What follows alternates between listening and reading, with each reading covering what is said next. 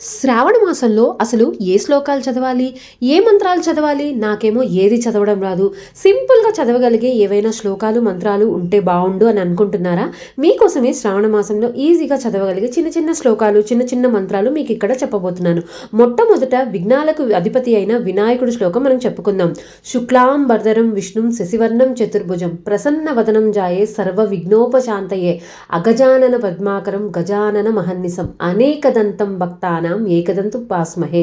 గురు బ్రహ్మ గురు విష్ణు గురుదేవో మహేశ్వర గురు సాక్షాత్ పరబ్రహ్మ తస్మై స్త్రీ గురవే నమః. చక్కగా ఈ శ్లోకం చెప్పుకున్న తర్వాత లోకాలకి అధిపతి అయిన ఆ పరమశివుడి అనుగ్రహం కోసం నేను ఇక్కడ చెప్పబోయే రుద్రమంత్రం ప్రతిరోజు చక్కగా చదువుకోండి. ఇవన్నీ కూడా మీరు ఒక బుక్లో రాసుకుంటే మీకు ఈజీగా చదువుకోవడానికి ఉంటుంది. నమస్తే అస్తు భగవన్ విశ్వేశ్వరాయ మహాదేవాయ త్ర్యంబకాయ త్రిపురాంతకాయ త్రికాగ్ని కాలాయ కాలాగ్ని రుద్రాయ నీలకంఠాయ మృత్యుంజయాయ సర్వేశ్వరాయ సదాశివాయ శ్రీమన్ మహాదేవాయ నమః. మీకు ఎన్నిసార్లు వీలైతే అన్నిసార్లు చదువుకోండి.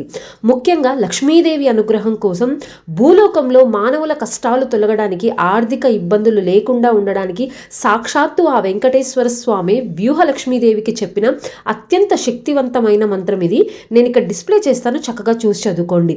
ఓం శ్రీం ఓం నమః పరమలక్ష్మై విష్ణు వక్షః స్థితాయై రమాయై ఆశ్రిత తారకాయై నమో వహ్నిజాయై నమః. శ్రావణ మాసంలో ఏ శ్లోకాలు చదివినా చదవకపోయినా ఈ 3 శ్లోకాలు చదువుకోండి.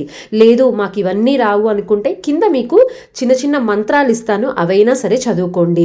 ఇవి అన్నీ ఒక బుక్లో రాసుకుంటే మీకు ఈజీగా చదవడానికి ఉంటుంది. ఈ శ్రావణ మాసం అంతా చక్కగా మీ కుటుంబం కోసం, వాళ్ళ సంతోషం కోసం, వాళ్ళు ఎల్లప్పుడూ ఆరోగ్యంగా ధనధాన్యాలతో ఉండాలని కోరుకుంటూ చదువుకోండి.